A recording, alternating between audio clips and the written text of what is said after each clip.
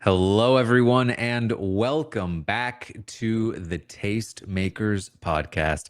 This is, of course, the podcast where we talk through the tastes that you should have when it comes to television and film. Better than the Golden Globes, I would say. That's self-ascribed, but that's what I'm going to say. I'm your host, Taran Armstrong, and with me, as always, my co-host, Grace. How you doing, Grace? I'm doing good. If we had an award ceremony term, what could we golden or globes? Is that what we're more golden? Platinum Globes. Platinum Globes, pretty good. Platinum prize, platinum planets, platinum. We solved it. It's a Tastemakers. We watch TV. Tell you what to watch. I had another moment, Taran, this weekend where I was talking to someone and they were like, "I watch a lot of I love watching TV, but I just don't know what to watch." I was like, "Well, I can help you out." And then she was like, "Oh my God, that sounds amazing. That sounds amazing. That sounds amazing." And added 5 shows to her watch list after meeting me for 10 minutes. So I can't say whether she liked them or not, but I feel like we're doing a real service in the world, Taran. We really are. Yeah. I've heard some people say essential workers. Yeah. That's what. Yeah. That's why all my neighbors came out and clapped for me yesterday. I didn't realize that's why, but that's nice. Well, today, of course, the Golden Globe nominations are out. They've been announced, so we're going to talk through those with a couple of other little stories here and there, announcements. Catch up on some of the new shows and movies that are out this week. Catch up on some of the stuff we've been talking about, and then talk about what's coming next over the course of the next week as we head to the end of the year, Grace, here in 2024. Spotify RHAPs are out, Taran. We never really talk about music on this pod, but Spotify RHAPs are out. Can I just quickly say, please? So Spotify Wrapped, it either doesn't work for me because I end up playing like one specific thing over and over. That's like not like for my stream, I played like royalty free music via Spotify for 1 year, and like that was dominated my Wrapped choice. Then when it's like, oh, I'm working on a project, so I'm listening to classical music, like that's not what I normally listen to, but it dominates my Spotify. Then I don't do that. I don't do any of that. I'm like, okay, now I'm gonna get a proper. But then it's just Spotify Wrapped is just clapping itself on the back because I'm just listening to whatever its algorithms are giving me. I'm not listening to my library. I'm just listening to their playlists. So when they give me their stuff back, it's like, this is what I played you, not what you listened to, Taran. I know that you played the Spotify Wrap, but it sounds like you got played, Taran. I got played. You got played.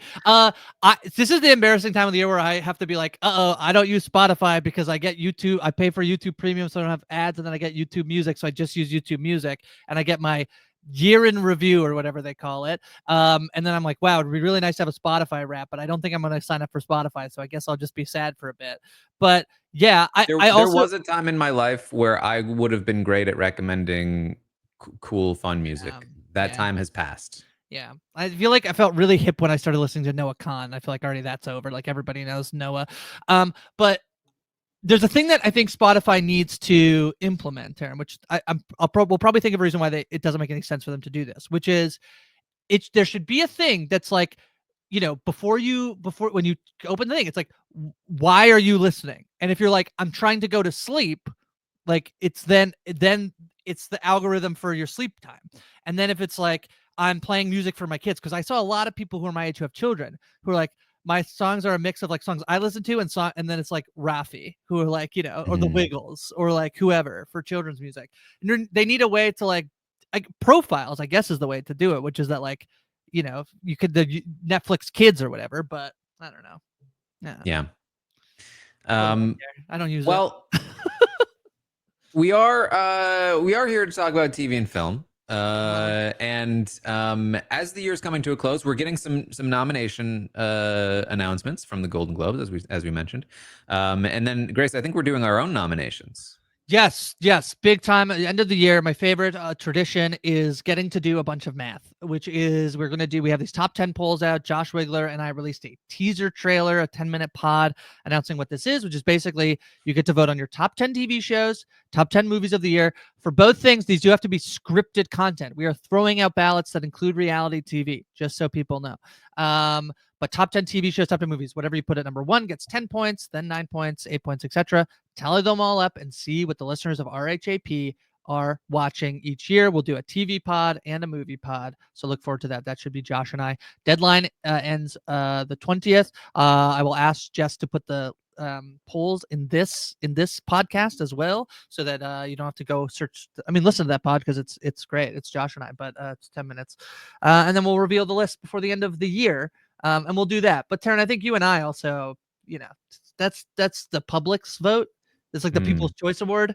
You and I feel like, after We both know of our better. number one movies got bumped off of our horror list, I'm like, all right, I think only you and I are allowed to vote.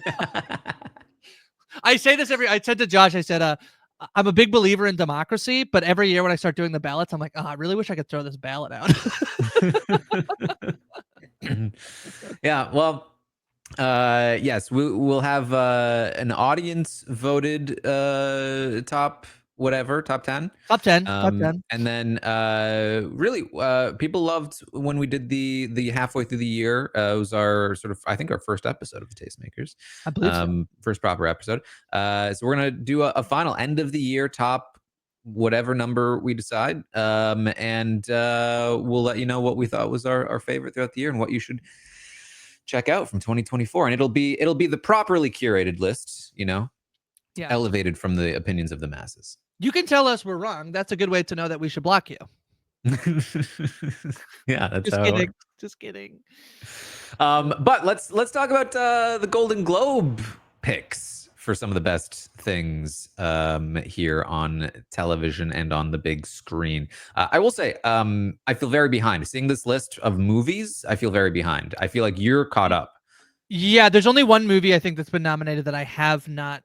No, it's two. I think there's two, maybe. Have you seen The Brutalist yet? Because I have seen The Brutalist. I'm trying to see it again, but I can't get tickets to go see it before Christmas Day. I haven't seen A Complete Unknown, which is the Timothée Chalamet Bob Dylan movie, and I have not seen September 5, which is the movie about Olympic hostage. I believe the NBC Sports crew has to covers a terrorist attack. I'll the Munich Olympics. Yeah, that's right. The Munich Olympic hostage crisis. That's right. Of ABC Sports, not NBC Sports. These are the two movies I have not seen yet, but I've seen everything else. I will say that I don't think you should feel that bad, Taran. I feel like a lot of these, especially the dramas, there's a few movies. Nickel Boys, I don't think has had a release at all yet, other than like some very limited release. The Brutalist obviously doesn't come out until Christmas. So some of this stuff you're not behind. Yeah, that's true. I think I've seen all, because I will tell you in the catching up segment, I watched Conclave. Oh, can't wait. Just in time. Yeah. So I think I've actually seen all of the ones it's mostly possible for me to have seen so far. So, I mean, the thing about the Golden Globes is that a few years ago, they lost their broadcasting rights because there was controversy about not controversy, rightly so. They did not have enough diversity in their voting pool. They've since made an effort to change that. I believe it's now run by Dick Clark Productions. I'm pretty sure that that's who now runs it. The thing is that it's kind of interesting because it is Nikki Glaser is hosting as well, which I think I'm interested to chat just briefly about. She's mostly known for being a roast comic, I feel like. So I feel like in the vein of Ricky Gervais, I feel like more than maybe somebody like Jimmy Kimmel. But the one thing I do think it is for the Emmys, it comes after the Emmys. So we've just seen the Emmys happen, and now the Golden Globes jumping, and then but it comes before the Oscars, and so it's almost this little bit like it is both. It can be reactionary in terms of the television thing. It will provide a different, if people disagree with what happened at the Emmys, it provides something a little different. And normally the Golden Globes feel a little bit more like mainstream as opposed to prestige. And then with the Oscars, does it tell us anything about what may or may not happen? I really don't think it does tell us that much, other than if something makes it in there that we kind of like thought it would probably make it in. That's a good sign for that movie then being nominated for Best Picture, as opposed to like a surprise. I don't think necessarily helps an Oscar, but because the surprise feels like you're just being the Golden Globes. Like, come on, So excited to talk through maybe the headlines of the Golden Globes, Taran. Yeah, I mean, there's a lot of things in here that we have talked about. Again, movies wise, I think at least for me, I feel a little bit behind. But what I thought was fun was that on the TV side of things here, I think pretty much every single show that is nominated we've talked about on this podcast and have some amount of connection to that we can like speak to. So if you've been listening to this podcast, you should feel, I think, relatively caught up with the TV noms, which I think is very fun. Yeah, I think if I look at some of the stuff that maybe to me is a little bit of a not a surprise in the sense that like they don't deserve it, a surprise in like, oh, okay, is like Kathy Bates gets nominated for Matlock, which Matlock, just to be fair, is like a network drama and comedy. So I feel like that's a little bit outside of our normal wheelhouse, but I have heard that it's good. I think I've said on this podcast, people are watching Matlock. Landman is another one that I checked out the first episode, but I haven't kept watching. People seem to like that, and Billy Bob Thornton got nominated for that. I kind of do feel like the rest of the way down, we're pretty in sync with things. I can't remember if you and I liked I can't remember if you liked The Gentleman or not. I did like The Gentleman, yeah. Best television for musical or comedy, like that's in there. I was a little surprised to see that maybe, but other than that, I feel like I agree. We've kind of had our finger on the pulse, I think, of what people are enjoying.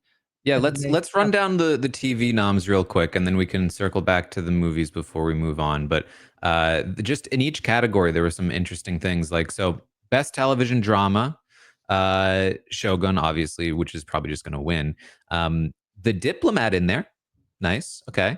The Day of the Jackal, nominated for best television series drama, I thought was very interesting. I've been enjoying it. Yeah. I've also been enjoying it. I don't think it's the best show I've ever watched. Yeah. Which we're going to talk about a show that I am really, really loving right now, Tara. We'll talk about it later.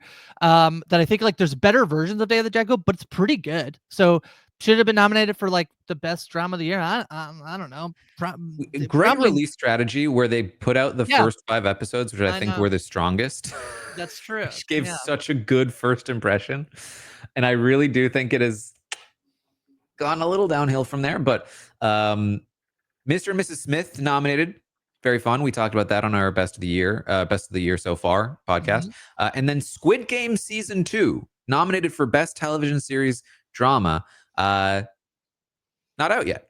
It's not out yet. So the eligibility window for this thing, which is actually the same as our top 10 poll, is January 1st to December 31st, except our thing is you have to have most of your episodes out, which for us, Squid Game is at a severe disadvantage. It probably will not, it can't make the list. Like if you voted for it, you'd have to have. Well, not the plebeian list. That's right. It can make our list. But I do know that critics have the screeners of the show, so they have been watching it. They've watched, whether or not they watched the whole thing or not, they've at least watched the majority of it. And so if they liked it, that's who voted on it. They've seen it. So I guess hopefully that's a good sign. I mean, we've talked about this before. I am skeptical of a season 2 of Squid Game. Sequels for a concept like this often go wrong, but nominated ahead of its release is kind of a fun little sign. So yeah, it's interesting. Exciting.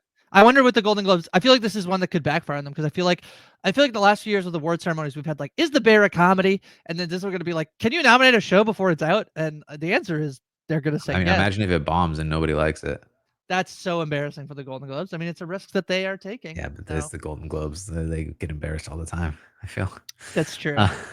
Yeah. They have a category that is, just to move away from television briefly, a category that is called, and this is a fairly new one, Cinematic and Box Office Achievement. Yeah, but the Oscars did this too last year to give an award to Barbie, so we can't be mad really about that. I believe they've been doing this for many years. So is it called that though? It's very similarly titled. I feel like including box office achievement is where they really get into trouble here. Well, the thing about this is like, okay, so if it's cinematic achievement, that's just the best movie. If it's box office achievement, that's just the most money. So what is this award? Which is like kind of both? I don't know, half and half. We'll see. Yeah. Do you have a prediction? Call it like the People's Choice Award, you know? Well, that's how they're going to give Wicked Wicked is nominated, but I don't think Wicked's going to. That's how they'll give Wicked or Inside Out 2, maybe. I don't know. Anyway, whatever. Anyway, best television series, musical or comedy. The Bear is in there. Hack's in there. Nobody Wants This gets a nomination, and as you mentioned, The Gentleman as well, which I thought was pretty fun. I guess you could call it a comedy, but I don't think it's yeah, whatever. I mean, the category fraud is fine, but I don't really want to talk about it anymore. So all I'm gonna say is that this is very interesting to me to see whether this, to me, the most interesting thing will be like, can The Bear take this category even though Hacks won the Emmy? To me, that's. I think The Bear is not winning this. I think people are still mad about The Bear being nominated as a comedy. I don't know if it's even that. I honestly think that the thing that's kind of being underreported, which is not that it's not been reported, but it's actually, I think the headline is that like this is for season 2, but season 3 was more critically panned. So Yeah. like it's funny now if like next year, because they're going to come out with another season next year, they actually filmed a lot of it already, season 4. If that comes out and it ends up being really good, is season 3 going to win a bunch of awards? Like it's the one thing here is that like the no, this is now for season. This one is for season 3 in the Golden Globes. This will be for season 3. There Okay, you so go. that's more interesting now. That's it. So now actually Hacks is competing against a different season of The Bear, which I think it has a much better shot at beating too.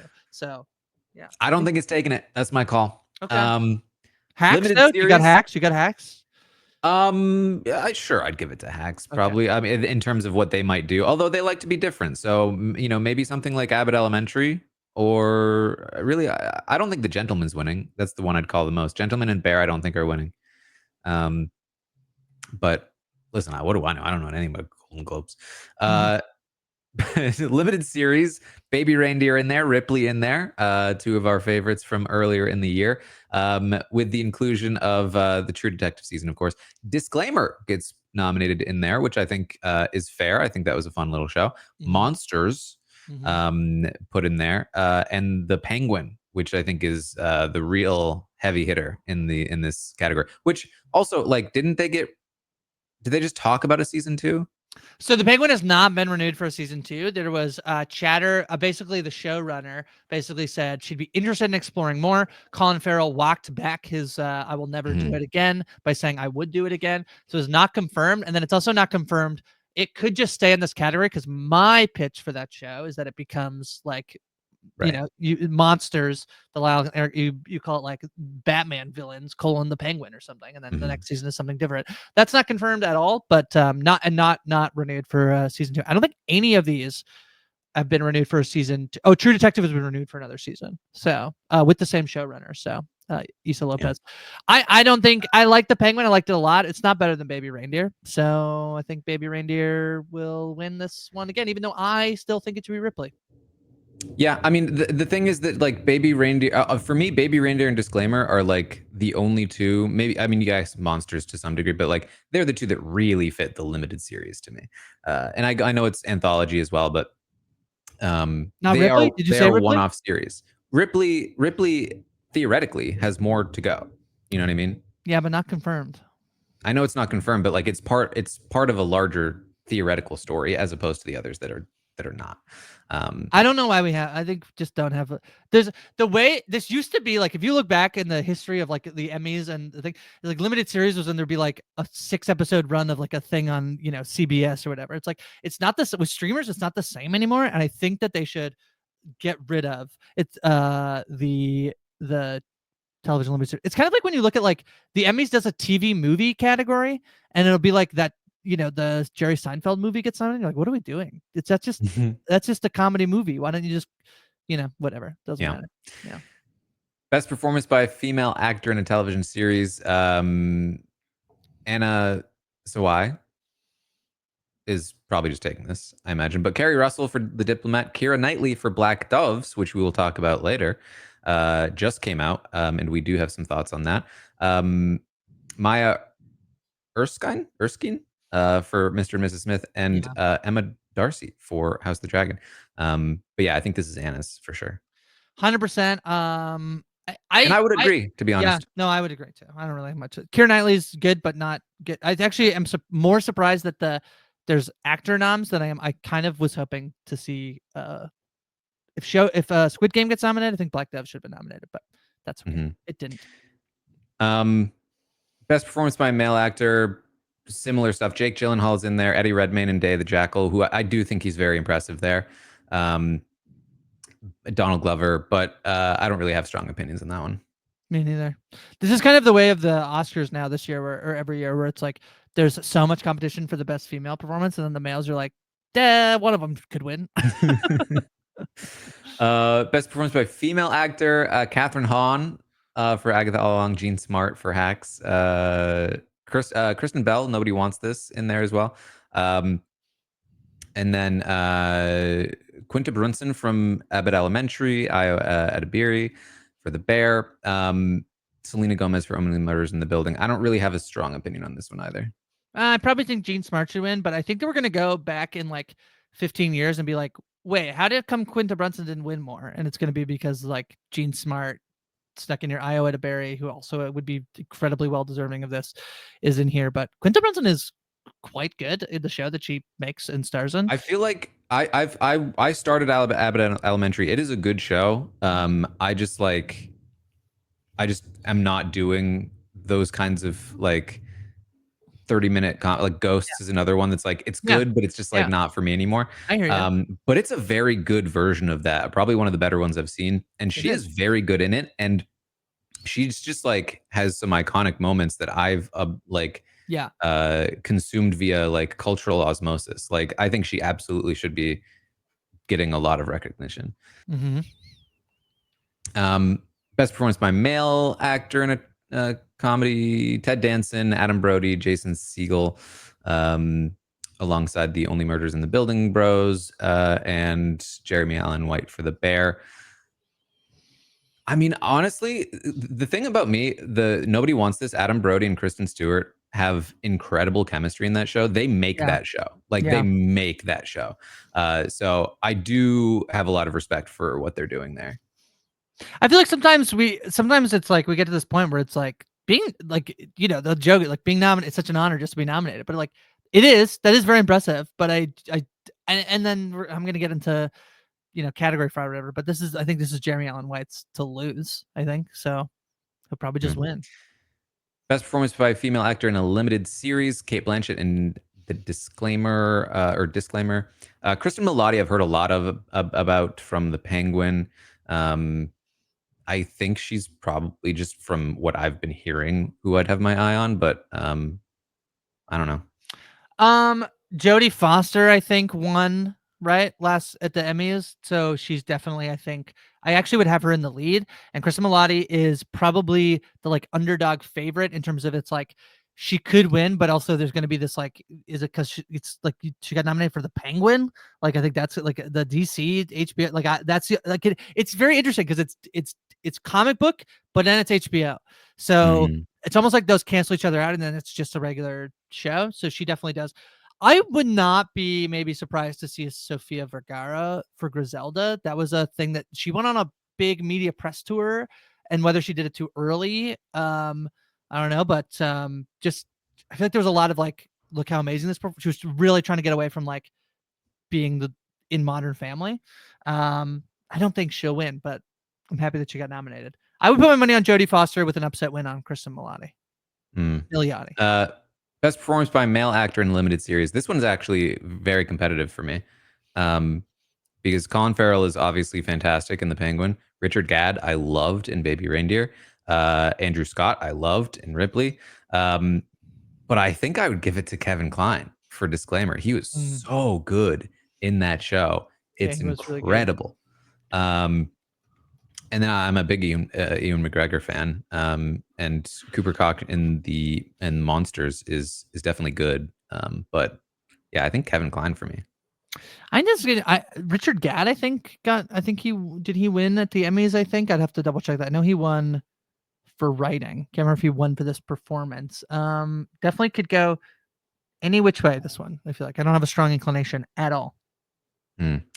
And then best performance by a female actor in supporting role in a supporting role on television. This one is wild to me that Hannah Einbinder in Hacks is considered, or at least submitted, as a supporting role. I mean, I get it because that's so they can both win.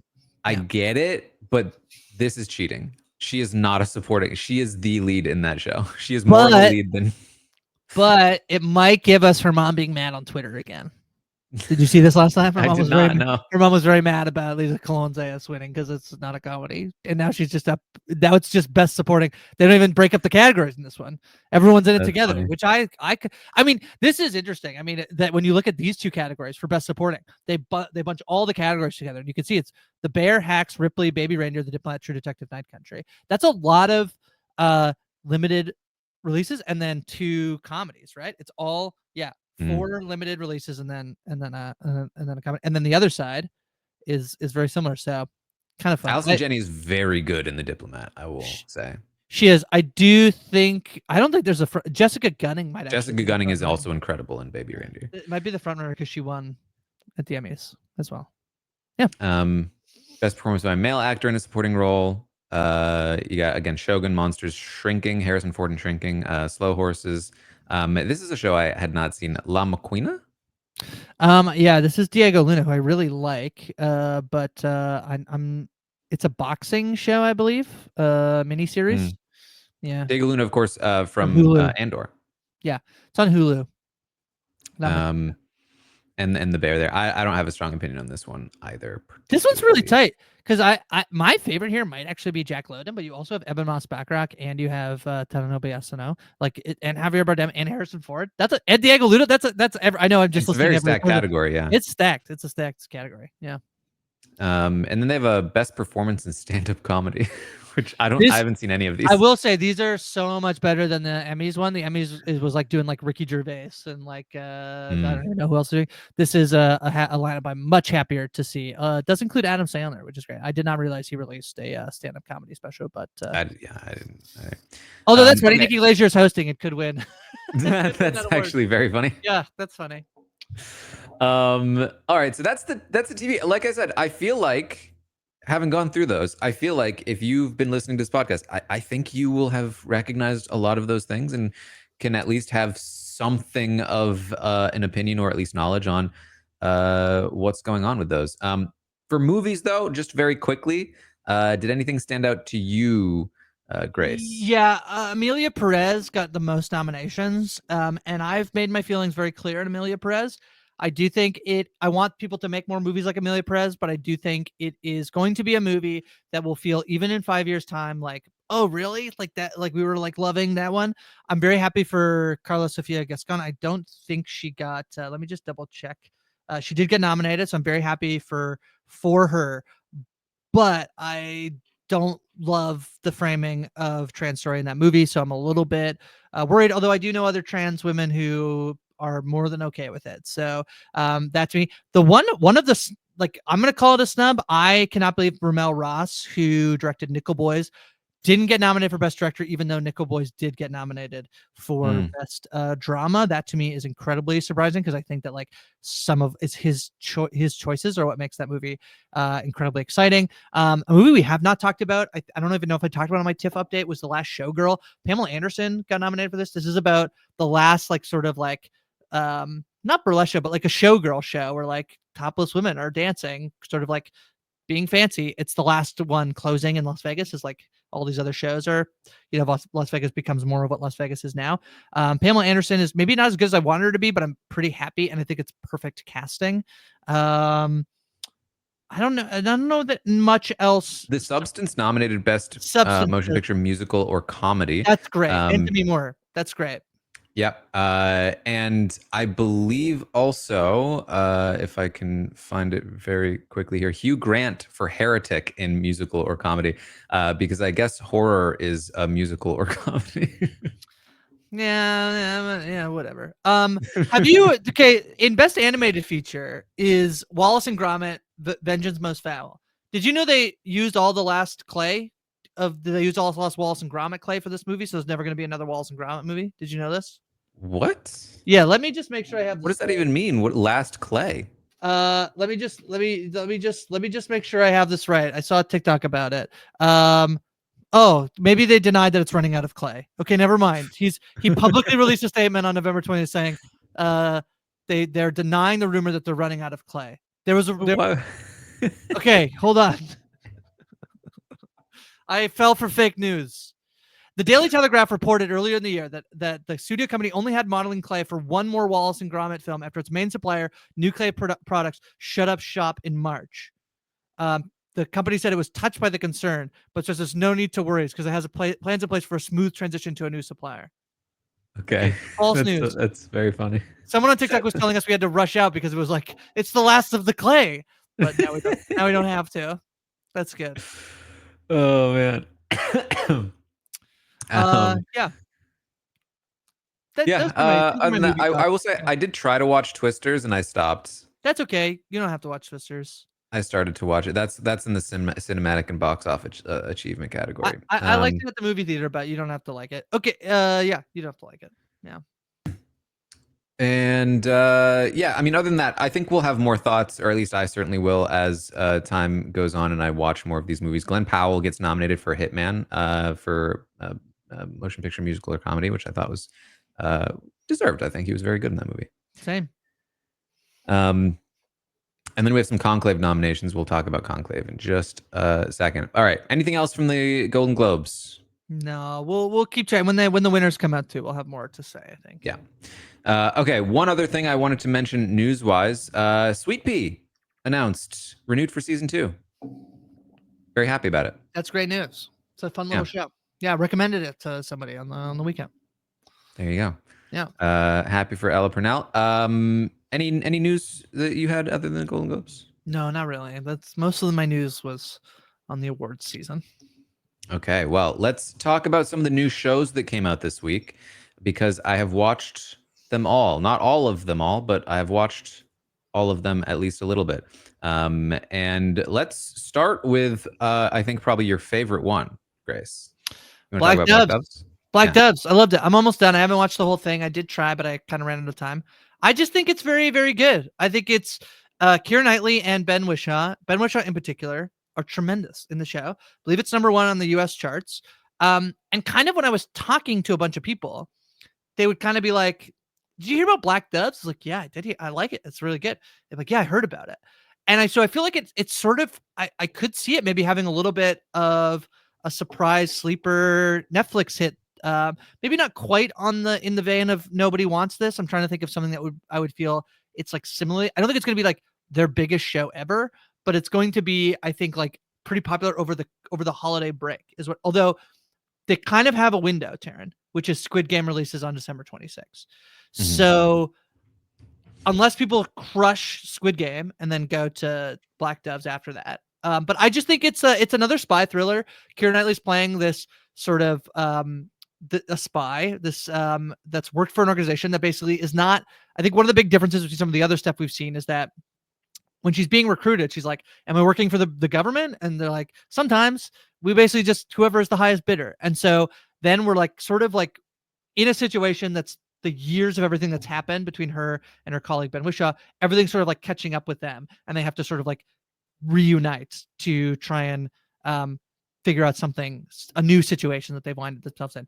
Ben Whishaw plays like an openly gay man who is a hitman, and he's very compelling in it, and he's very interesting. And I think just the performance, and I think there's something too about his queerness and then violence that I find very interesting to me personally, in terms of often, queer people are victims of violence, and then having this character be an openly queer man, and the way that, like, I don't know, I think it's really interesting.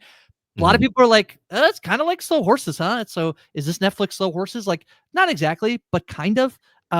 So yeah, Black Doves. Have you watched any, Taran? I have watched. I've watched roughly 3 episodes. I don't think I finished the 3rd halfway episode. Through. That's halfway through. Yep. I would say it's more exciting than Slow Horses, at least from what I saw of Slow Horses. It's a lot more actiony and dramatic. I would agree with that.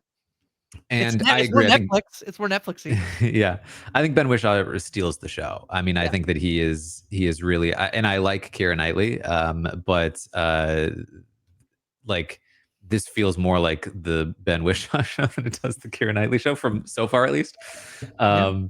And I think he's the best part of the show too, in terms of storyline. So I do like it. I think I've had a good time with it. I wouldn't say like I love it, but I've enjoyed it so far. It has been renewed for season 2, so Netflix obviously saw something in it even before, I believe right after it came out or right before it came out. It's been renewed.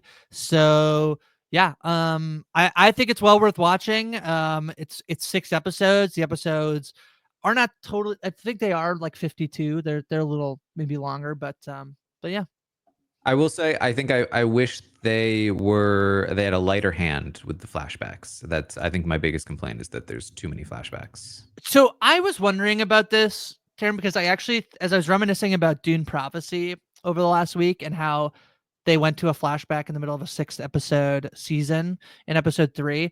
And I feel like my statement on that is that they probably, and this does not apply to Black Doves, but I wish they House of the Dragon did, where I was like, hire different, like, you got the younger actors, just let them be at the beginning of the show. We're smart enough that we can be like, that's that person. Now that they're older, it's okay. Or you do a little bit at the beginning and then you flash back. But I feel like this pressure to, like, keep people engaged. This is the big worry, I think, of people on, who are creating these shows, whether it's on HBO or it's on Netflix or whatever, is that like there's so much for you to do right now. And there's actually another article that came out that talked about how the younger you are, the more likely you are to be on YouTube or Netflix. This is who, and so they're competing with each other. And so this idea that like if I don't hook you quick enough, then you'll leave and you'll turn it off. And I gotta say, I think that that's like really maybe impacting even, not even just like, oh, we got to have like a fight scene in this thing, but also like, what are we putting up front? Like, what's the main story here?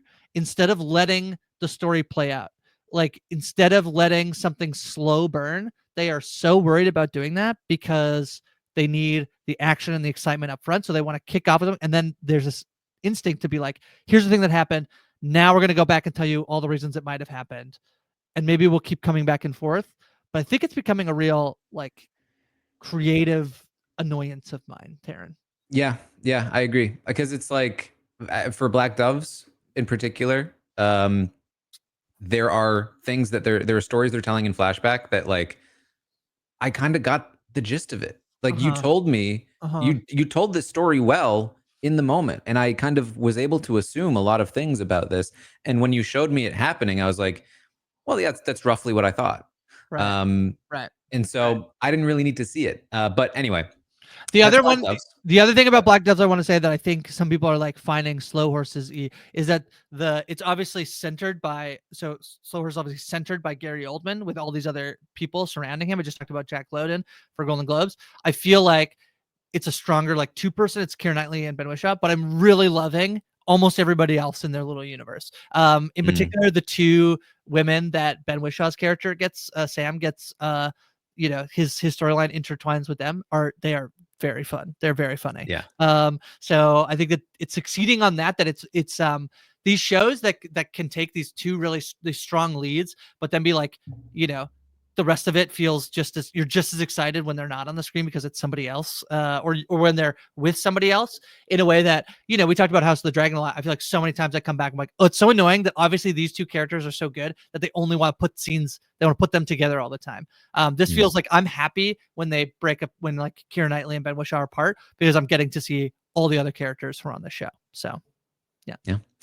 Okay, I also checked out Star Wars, the Skeleton Crew. Okay, I'm intrigued because Owen and I very much liked it, Taran, and basically everybody else I've talked to have been like, I don't know. My expectations were very low based on the poster. And I've got to say, yeah, I liked it. Okay, good. I thought it was fun. Good. Children are great. The actors, they're doing a great job. The children are the worst part of the show. Okay. Yeah, that's fine. It's got a fun little premise. Like, I think it's a cool little premise, and the visuals are very, very fun. Like the aliens and like the way that it's set up. Like, I think like I would love this as a kid. Basically, I don't think it's like huge spoilers. The premise is that a bunch of kids end up on a spaceship that flies away, and they can't find their way home. But why can't they find their way home is the interesting thing. And I'm genuinely intrigued by that little hook of a storyline. And so I'm going to keep watching it for now. You know, the more heavily they lean on like drama between children, like I'm going to maybe bounce out, but like the story by itself, I'm interested in. Yeah, to me, like I think there will be some, I think it's like light conflict between some of the pairings of the kids. I think more so the thing that I'm least interested in is like children parent dynamics in the show, I think, which like I guess you have to have it in there, but like I'm not, when Catherine O'Hara is like trying to get home on Home Alone, I don't know. It's like not. It's become so much less about like her dynamic with her child, other than just like I have to get home because I am the mother to this child, in a way that I think is more effective than maybe what they're trying to seed into this show so far. And when you said all the kids characters are the worst part of the show, I think you mean 3 of them are the worst parts, and then the best part is actually Neil, the elephant boy. I hope you. Like I said, like the I don't know. I'm sure it's a blend of like practical and Mhm. CGI, but like the way that they're doing the aliens is some of the best I've seen. It looks more prosthetic than CGI, which I think is Yeah, why it's like working. it's really Obviously good. Neil, not Neil. I think a lot of the aliens do. Um, I agree with you. I think that the show, it's very like Goonies, in terms of like, or like, yeah, some of this like these sort of kids stuff where it's like there's a thing happening and they have to figure out why. I agree that that's the interesting part. It's 8 episodes, so we'll see only 2 so far, but Owen and I will be recapping it. Owen and I really liked it, but I do wonder, Taryn, I think that the divide is seemingly, you said I would have loved this show as a kid.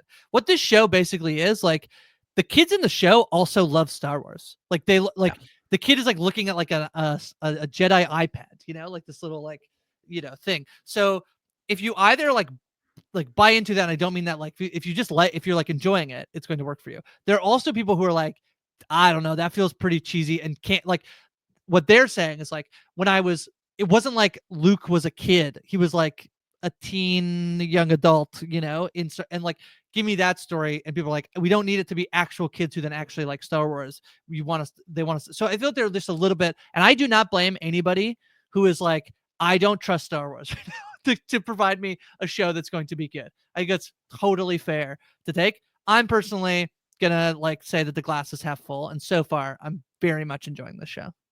I will also say I think I was very unimpressed with the first episode, and it wasn't until the second episode that I was like, oh, I like this. The first episode I was just like, eh. Um, Yeah. because the second episode is where they start getting into the premise, which is why I'm not going to like overly spoil it. But Creature Commandos is another show that started. I did not care for it. I have not watched it, Taryn. So I meant to watch it this afternoon and ran out of time. I'm sure that there are people that will like this kind of humor and kind of show. In fact, I'm seeing that it is fairly well rated right now. It's not for me. I've tried a lot of these different kinds of shows. In fact, I watched like I think all of the seasons of the Venture Bros, which is like I've watched all 7 seasons of it. I don't know why. I kept trying because people love that show. It's just not for me. It's fine. It's got a similar vibe, I think, Creature Commandos, to that style of animated show.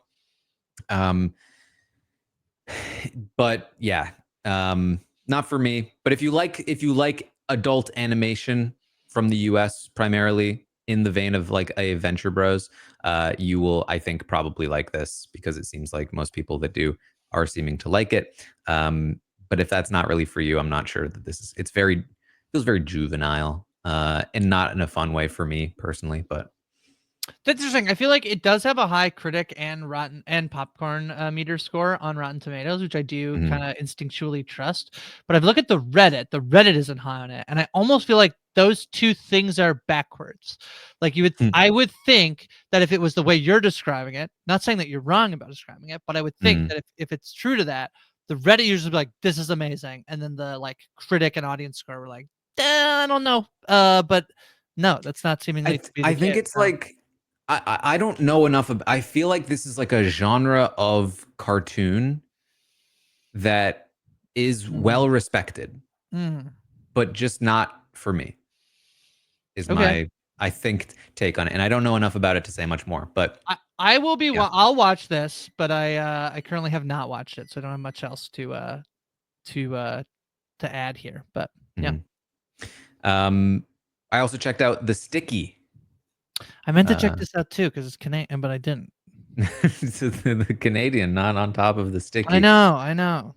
I watched 1 episode of The Sticky, and I was not a huge fan. Yeah, I feel like I like I didn't mean to imply this, that I was like excited about this. I actually am not really excited by this. I just don't think I don't think there's going to be much here. In fact, I'm much more interested in the like not comedic version of the story, I think, than I am the Yeah. like I feel like the premise is already ridiculous that it doesn't need to be a comedy, you know? It actually should be a serious show about the ridiculous premise, if that makes any sense. I Like, think we're that does stealing make maple sense. syrup. Yeah, this is the Margot Martindale show about the big maple syrup heist in Canada. And there's more of a chance to give this show. I only watched one episode. They haven't even really gotten into the meat of the show yet, which, you know, it is a 6-episode show. But I was just not drawn in at all, and I had no desire to continue. So I may or may not end up watching more of it. Anything that you watched this week that's new? No, I feel like I'm so behind. I feel like my big thing was Black like I'm Doves. watching Black Doves, and then I'm watching all these shows because I'm recapping them. So Silo, I continue to watch. I did like the last episode. I thought it was good. I think Steve Zahn is killing it, as I've mentioned. Silo's been interesting to me.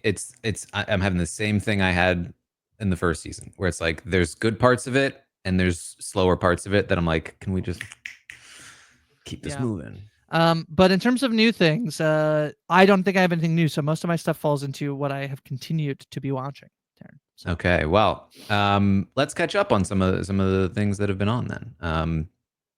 I would say number one on my list would probably be Somebody Somewhere, which just aired its series finale. 3 seasons. Cute little show. I think I've probably mentioned it at one point here on the podcast. It's a show starring Bridget Everett, and it's just a nice show. I enjoyed it.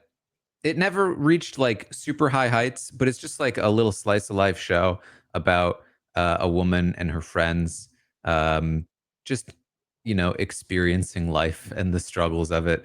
If that doesn't sound interesting to you, you know, you don't have to watch it, but I think it's definitely worth a go if that does sound interesting to you. I think that it never really disappointed me, and it never really like blew me away, but like I just always enjoyed it. It was just a good show to just put on and just live in their world for a little bit.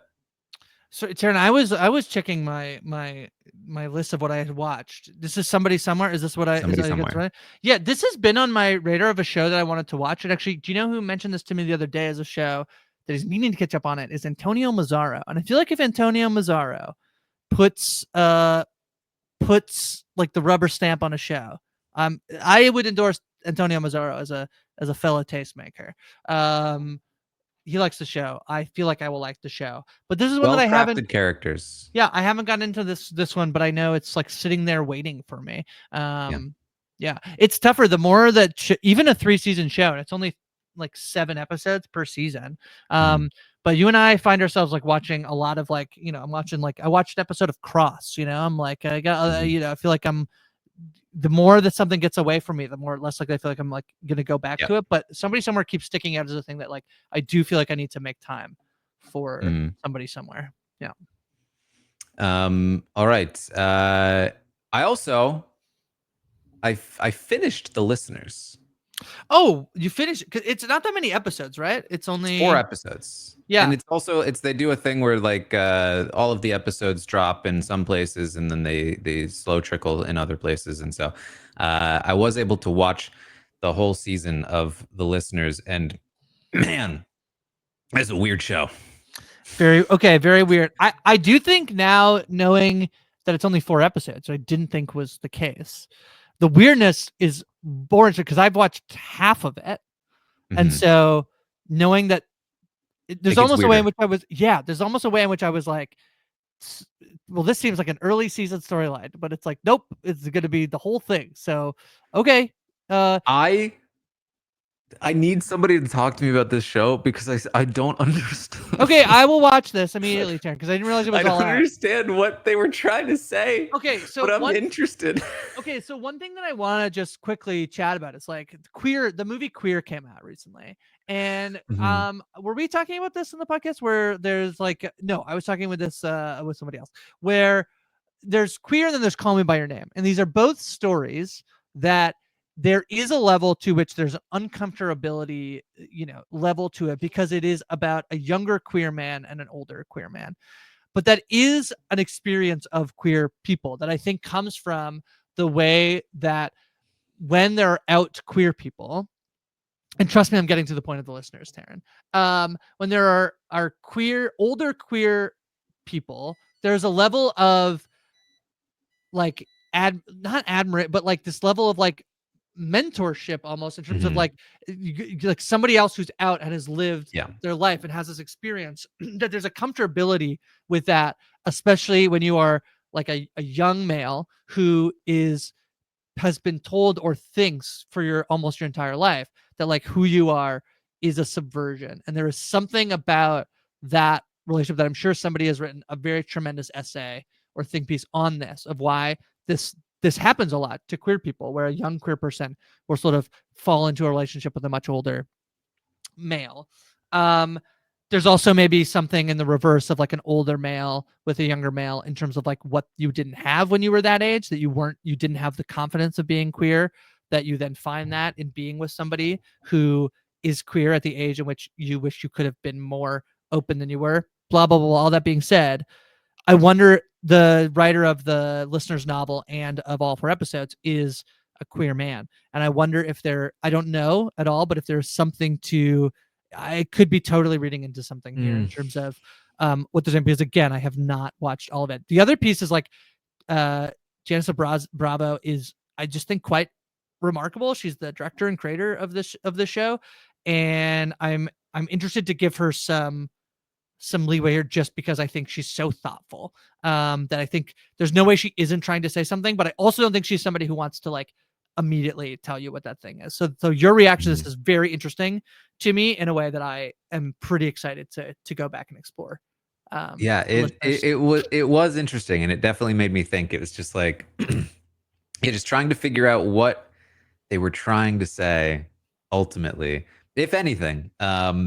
Is interesting, and there's very little discussion about the show, at least so far. So yeah, because it's just out in Britain, right? Yeah. So yeah. Anyway, I've got another show. I mentioned this, I believe, when I caught the first episode of it on Netflix a while back, and I recently discovered. I've just been watching it every week. I recently discovered it's actually a massive hit, and I didn't know. It's the anime Dandadan. You mentioned this a while ago, and somebody in the comments was like Dandadan. Yeah. This is like, I believe, I am not deeply entrenched in the anime culture. I believe this is like the number one anime right now in the world, roughly. And it's incredibly popular, and kind of like it's having a moment, and I think deserved. It's very good. I hesitate to recommend it to people who aren't regular anime watchers. It definitely exists within some of the more cringy tropes of anime at times, but it's really solid in every facet. The characters are very like well thought out, and the art style is really good. And then it also like it kind of like hits you in the gut with some like emotional like episodes occasionally, and it's like, man, like this, it's a lot better than I expected it to be, and I was very happy to see that it's doing very well. So just a little bit of an anime update here for Dandadan. Slight other update is that the Dragon Ball Daima dub is finally coming out in January, which I've recently discovered. Okay, that's fun. I mean, I have never really done, I think, an anime. The closest I got to being intrigued by like, anime was basically like watching. So One Piece is considered anime?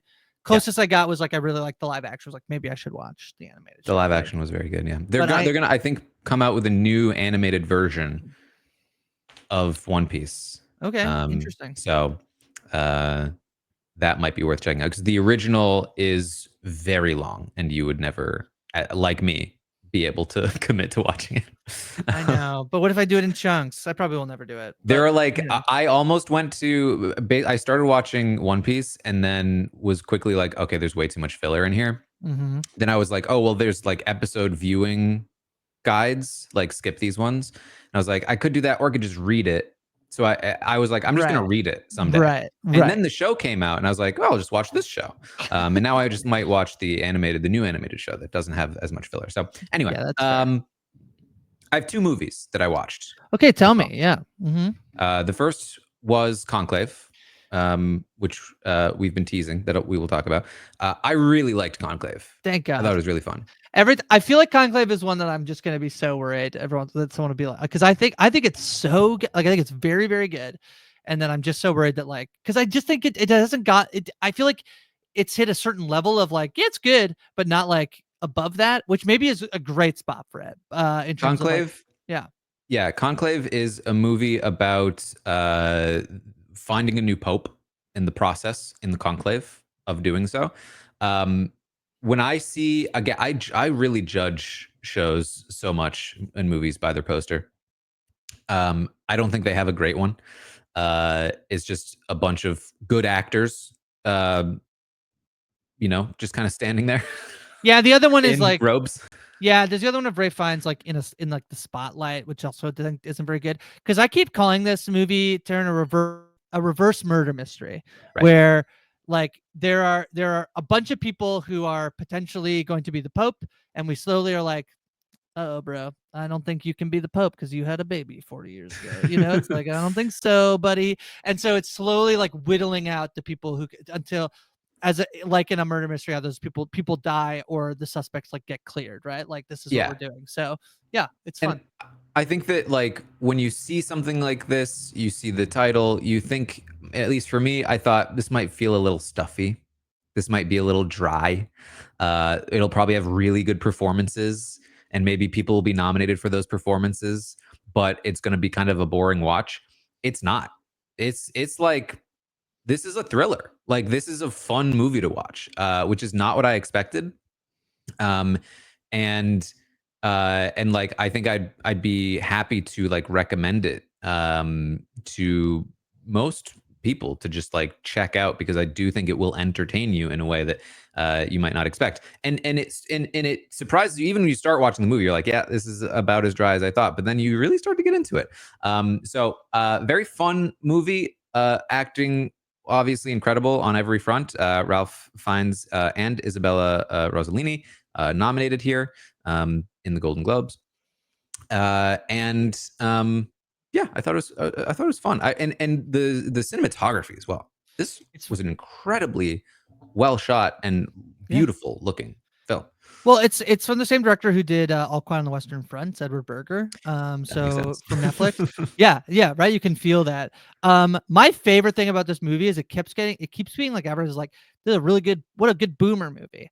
And there's a piece of this movie that I am so happy that so many boomers are going to sit and watch the movie and then see the thing that happens in the movie at this particular part, and I'm just gonna be like, you thought this was a movie for you, huh? Like it's like, we taught you a lesson. That's so the thing too, is that it's obviously so deeply rooted in religion and Catholicism, and those, I think, can be controversial for Catholics who may feel like, I don't want my religion to be, whatever, right? And from what I've seen, it is controversial in that degree. Some Catholics really liked the movie, some didn't. But I watched this and it really, like, I thought that the handling of the characters and the way that they thought about things was really cool, in the sense that, like, I was like, yeah, that this is such a cool perspective to have. And this is like, it's encompassing a lot of different kinds of perspectives and approaches to religion. And I say this as a person that's not very religious, but it definitely gave me more respect for I think the whole process in a way that I wasn't expecting. So that's my as much as I can give spoiler free, I think. So and it's just fun. It's fun. Fun movie. I liked it. All right, what's the other one you watched? The other one I watched, Juror number 2. Oh yes, tell me more. This I had like reverse experiences because Conclave, I was like, concept seems whatever, seems like a stuffy movie. Juror number 2, I was like, concept seems amazing. Killer is on the jury of the murder trial in which he did the killing. That sounds fun. I want to watch that movie. That's not really the movie. It's kind of the movie. It's kind of the movie. It's kind of the movie. It's not the movie in the way that you think it is the movie. And it becomes it's more a movie about moral dilemmas. And I'm not gonna lie, Clint Eastwood is like not who I go to for moral dilemma exploration. So that angle of it didn't land quite as well for me. I didn't think the ending was particularly engaging or satisfying. And I think it was like just kind of okay. I mean, I had an okay time throughout, but I was left a little disappointed. The thing I do like about this movie is I do think the ending is interesting in a way that I didn't really like it, but I'm interested in hearing people who did like it. I like this movie. I maybe don't get the whole like why didn't we put it in theaters combo? Like I don't really feel like it needed like this full wide release in the way that people say we should have done because it's Clint Eastwood. Like I guess maybe, but I don't know. I liked it enough. I actually liked it a fair bit. I think I really like Nicholas Hoult. I like J.K. Simmons in this movie, and I like Toni Collette in this movie. Um, Clint's got a Clint talked to a chair at the Republican National Convention once. He's got some ideas about the way society works that I don't know that were entirely, in line. But this works well enough for me. I feel like this movie wasn't very long either.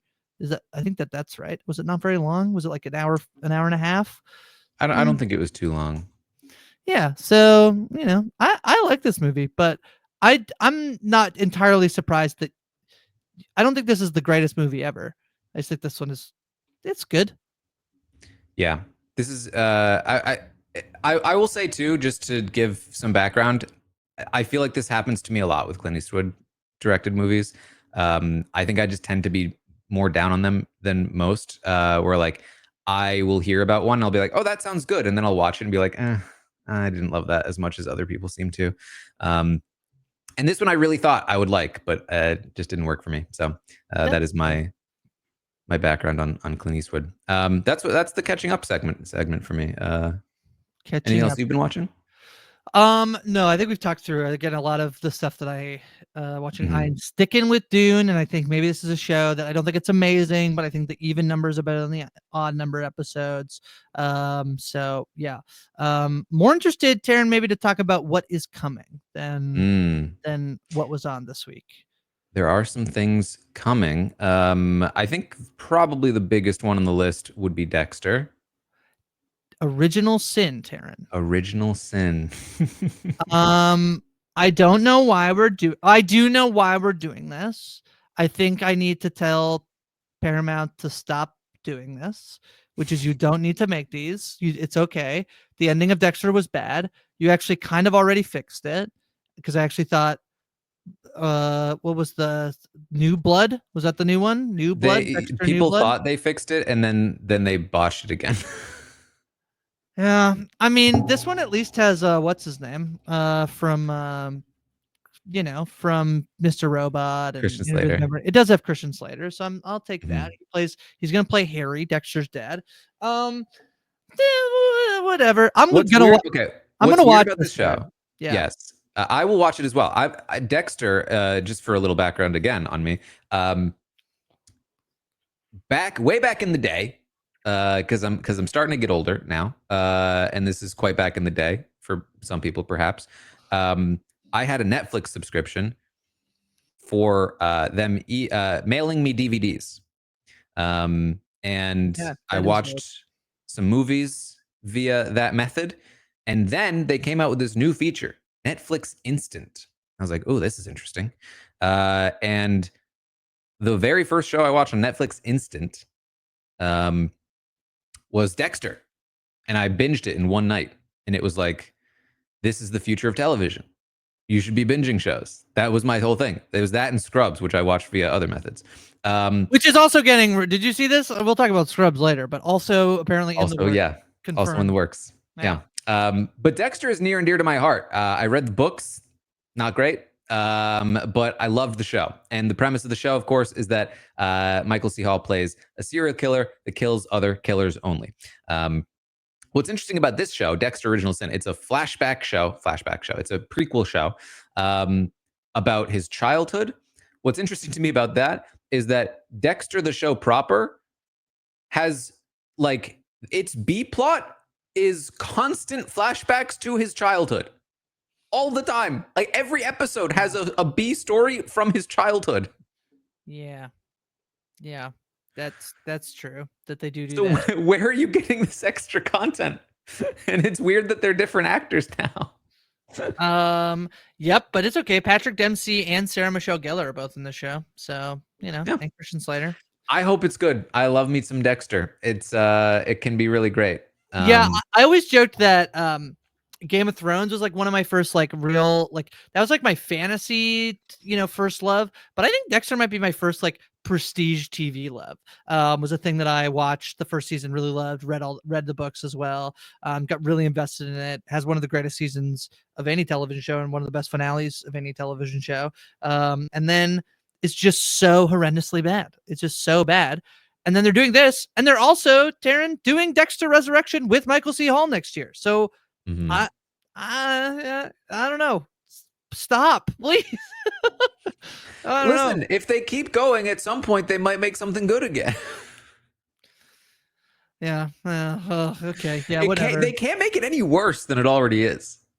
I think that that's wrong, and they could. Okay. Well, there's also let's see. There's a couple other things. One is a show that I was somewhat interested in, still am. It's coming out very soon. Secret Level, which is an Amazon show. I believe in the vein of Love, Death, and Robots.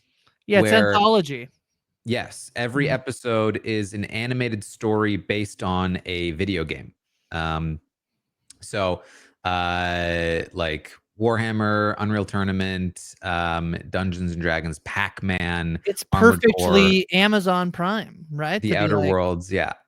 Like you like this video game? Here's the thing. There's also 15 episodes, I believe. Yeah. That's a lot of episodes. It's a lot of episodes. They're not all coming out at once. I believe looks like it's half and half. Or roughly that. Amazon also, I don't know if this is like a thing that people have seen and I just happened to see it for the first time recently, but like I still haven't fixed my Amazon giving me ads problem by paying them more. And I noticed recently that Amazon ads while watching on Amazon Prime now have literally a button that say, add this to your Amazon cart during the ad. So smart. God, that's so smart. Wow. I hate capitalism, but that's so smart. That's so smart. Oh my God. So yeah, they have they're really vertically integrating there. So. Oh my God. That's horrendous. But yeah, I get it.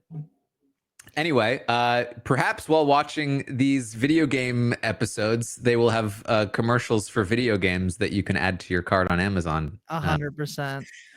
I've heard some mixed things on Secret Level so far, but I'm still interested to check it out. Love, Death, and Robots was obviously a very hit or miss show. And if Secret Level can get some good hits in there, I'm going to be very happy. All right.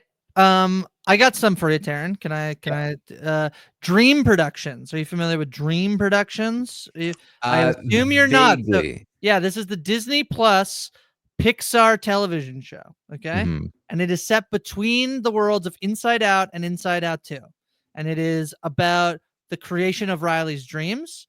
I'm only really interested in this. Well, I probably would watch it because it's Inside Out and Pixar, but it has Richard Ayoade in it, who I am a big fan of.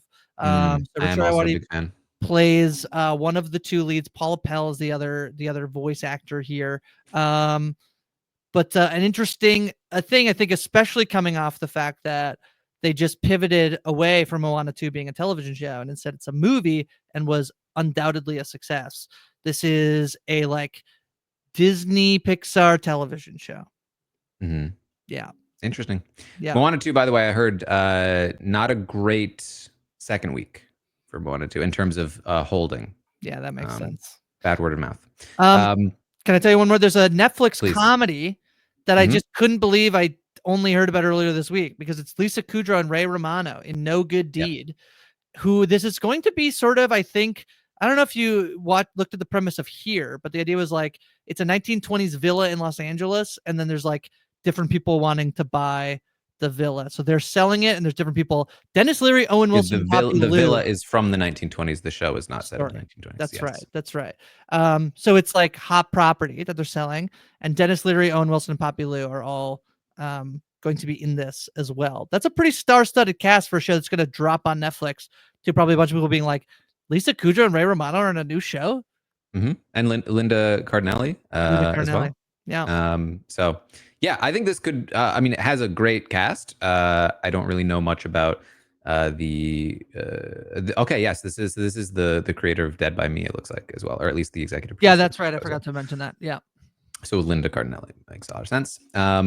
Dead Like Me. Dead to Me. Dead Like Me was a different show, which was also very good back in the day. Dead to Me, which I thought was a very fun little show. Me too, which I think only sort of, I don't know whether they had planned to, but this is Christina Applegate, right? Who then is dealing with a condition that isn't allowing her to act anymore. So I don't know. I can't remember whether that happened before or after the show, and then they had to. It happened, I believe, during the final season. They were extremely supportive of like helping her be able to film that last season. So yeah. Yeah, No Good Deed. I'm interested to see. There's one more show that I just want to like. This I'm not entirely sure what this even is at this point, but there's a Count of Monte Cristo show that I believe is going to be. I believe it was produced in France. I don't know if it will be entirely in French or what, but I found this show that it's going to be airing soon. And then I also discovered that it is not the only Count of Monte Cristo piece of content that is coming out this year, or that has come out this year, because there's also a movie, Count of Monte Cristo, that came out this year that I believe is in French. So just a funny little thing of lots of little Count of Monte Cristo. I believe this one is English language. This TV. That's what it says. It's Jeremy Irons is in it as well. So yeah, I believe it is. Oh yeah, there it is. I do believe, although this is an Italian and French production, it is English language. So yeah. It's Count of Monte Cristo, classic revenge story, and has been adapted many times to screens. But yeah, just wanted to give a little heads up on that one. Kraven the Hunter is a movie that's coming out. It is a movie that's coming out. I've heard like, is this going to be like that other movie that Madam Web? Is this going to be the next Madam Web? We'll see. I don't know. They moved it back a lot. This is actually so weird, because this is actually a pretty hot time to release a movie. I guess they're maybe just kept moving it and eventually have to stick it somewhere. This does feel like a movie that's just gonna like be watched by some people. Most people will just go see Wicked, and other. But I guess it doesn't really have like, what's the like Venom is probably the last super, if I'm just remembering correctly. Yeah, Venom was recent. Yeah. Maybe that's it. The other thing that's releasing wide this week is Lord of the Rings: War of the Rohirrim, which is an animated film. And I believe also I learned recently that this was done to basically make sure that they could keep the rights to the stuff that J.R.R. Tolkien, that they reviews. reviews seem to be not great so far. So this is Warner Brother. So right, there's this whole thing, right, where like Lord of the Rings of Power is specific stuff from different books that they have access to. But the actual Lord of the Rings stuff, the point of War of the Rohirrim is basically just to have put something out to basically be able to like keep the rights to the Lord of the Rings stuff. Yeah. So yeah. Fantastic Four, Wheel of Time. I've also experienced such things. Wheel of Time season 3 had a trailer. Came out recently. Trailer and a release date. So yeah, exciting. I'm excited. Yeah. Me too. All right, Grace. Anything else? No, there's a new season of Queer Eye. This is the first one without Bobby. That's coming up this week. Not obviously. I did get somebody to do the artist's job of watching an episode of The Trunk, and they said, that's pretty boring. So thank you for your service. The other one I'm going to throw out this week is 100 Years of Solitude has been pushed, I feel like, a lot. Netflix show, it's Colombian series. Not watched any of that. I might try to check out an episode. And then Bookie is an HBO show. It's a Max show that's coming back in the second season. This is a Chuck Lorre comedy, which is so interesting that he's on HBO. People seem to have liked the first season, but then I feel like there's been nothing here about the second season. This is Sebastian Maniscalco. But the guest stars of the series include Charlie Sheen, Ray Romano, Zach Braff, and Brad Garrett. A big year for Everybody Loves Raymond. I mean, every year, if Everybody Loves Raymond, I guess every year is a big year for Raymond. But yeah, that's funny. I didn't know that Bookie was a comedy. It looked like more of a drama to me. But I believe it's straight up comedy. Yeah, I believe it's a comedy. Yeah. No, it definitely is. It's listed as a comedy. Well, I just saw the poster, and again, I judge things by the poster so much. It just looked like one of your generic sort of like. It's not even on Showtime. It's a Max show, but it looks like your generic Showtime like crime drama. Yeah. But it's a Max comedy by the creator of 2.5 Men. Yeah. September 5th and Nickel Boys both get limited releases this weekend. So if you're able to catch those, I would highly recommend. I haven't watched September 5th. I'm going to go try and watch it. I would highly recommend people see Nickel Boys. That's about what I got, I think, on my radar. I feel like it's a little light. I feel like the end of the year for me is mostly going to be maybe checking out some of these shows that are like No Good Deed. I'll probably watch. Everything else, I think I'm going to try to catch up on a lot of stuff. Mostly, I like to make sure I've seen everything in our top 10 list each year. So I'm going to be doing a lot of movie and TV watching of things from previous in the year, which I might be able to come in with some new insight on, Taran. So yeah, I have a lot of movies to watch. And I think the biggest show that is still on my radar is The Penguin. I need to finish. But beyond that, I think it's mostly movies here. But that's what we're going to be doing. As the end of the year approaches, again, we've got the survey out for the audience to vote on, and we will be coming up with our top whatever we decide list. Whatever we want. Maybe it'll be 10. Maybe it'll be something else. Because we could say it's like 8. Who could be a top 8 list? Who knows? I often, when I create my own personal lists, I just cut it off. It's like, depending on how many there are, it's like 9 out of 10 or above, or 8 out of 10 or above. Yeah. You know, and then I just rank them in there. Yeah. All right. Well, that's what we have for you. A little bit of a longer episode here, as we had to go over all of that Golden Globe stuff. But hopefully you enjoyed it. We will be back. We will be back next week with some more updates on some of these new shows coming out and everything else going on in the world of TV and film. Make sure you're subscribed to the We Know Scripted TV feed if you want to stay up to date on all of these podcasts. And anything else, Grace? I did do a movie breakdown. Basically, every few months, Ariel and I get together, my old post-show recaps theater cohort, over on their podcast, Crying Laughing. We went through a bunch of movies that we'd seen that we recommend. So the last time we did that was in August. We basically did anything that came out between August and December. So I would encourage people to go check that out.